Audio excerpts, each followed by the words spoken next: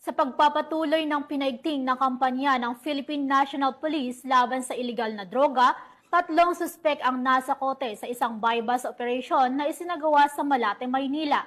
Yan ang tinutukan ni Police Corporal Abigail Rojas.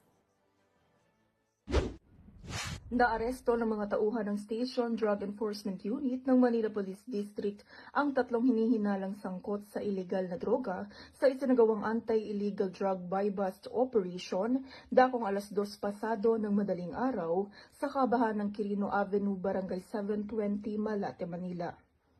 Kinilala ang mga nahuling suspect na sina alias Getget, 29 na anyos, alias Popoy, 45 anyos at alias Mojako, 27 anyos na pawang mga taga Maynila.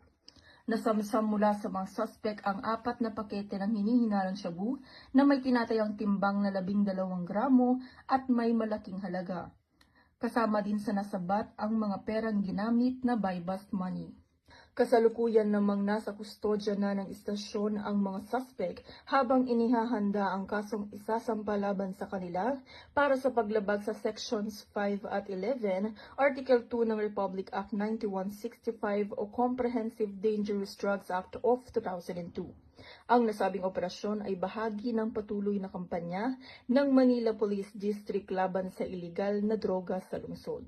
Mula dito sa Manila City, ako po ang inyong PNN correspondent, Patrolwoman Abigail Rojas, alagad ng batas, tagataguyod ng Balitang Pulis.